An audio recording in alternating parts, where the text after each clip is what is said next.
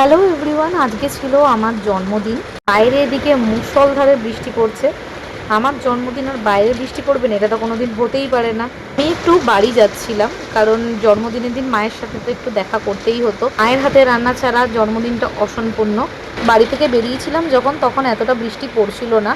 গড়িয়া স্টেশনে এসে পৌঁছাতে এরকম বিভীষিকাময় বৃষ্টি নামলো, মানে এতটাই বৃষ্টি, বেরোলে পরে একদম চপচপে ভিজে যাবো। কোনো রকমে কাক ভেজা ভিজে আমি বাড়িতে এলাম। আর আজকে ছিল বৃহস্পতিবার, জন্মদিন বৃহস্পতিবার পড়েছিল, সেই কারণে আমার নিরামিষ। আর মায়ের হাতের এত সুন্দর সুন্দর রান্না না খেলে তো জন্মদিনটাই পুরো মিস। আজকের মেনুতে ছিল ভাত, বিউলির ডাল, যেটা আমি খেতে ভীষণ ভালোবাসি, 3 রকমের ভাজা। আমার শাশুড়ি মা পাঠিয়েছিল ধোকার ডালনা, আর মা করেছিল আলু পোস্ত।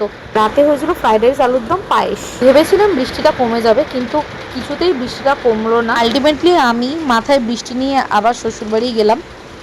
বাবা কেক কেনার জন্য টাকা দিয়ে দিয়েছিল, বলেছিল বারবার করে নিয়ম মোড়ে থেকে কেক কিনে নিয়ে তারপরে বাড়ি যাবে। আমার শ্বশুরবাড়িতে সবাই প্রচন্ড পরিমাণে লেটু। শাশুড়ি মা কাজ থেকে আসার পরে তারপরে কেক কাটতে বসেছিলাম। রাত্রি 10টার সময় আমি কেক কাটতে বসলাম, যেখানে আমার বর, শাশুড়ি মা সবাই এসে উপস্থিত হলো। তারপরে পাশের বাড়ির থেকে দুটো বাচ্চাকে ডেকেছিলাম। তো আলটিমেটলি তাদের আসার সময় হয়েছে, অ্যান্ড আমি সার্থকভাবে কেক কাটতে পেরেছি। তারপরে একে একে সবাইকে কেক খাওয়ালাম। এই যে আমাদের পাশের বাড়িতে, এটা আমার একটা ছোট দেওর। আর সিরিয়াসলি আমি জানি না আমার বোনের মাঝে মাঝে মাথায় কি ভূত চাপে আর এরকম লুকস কেন বানায়। আর আমি জানি না এই ভিডিওটা কখন নেওয়া ছিল, সিরিয়াসলি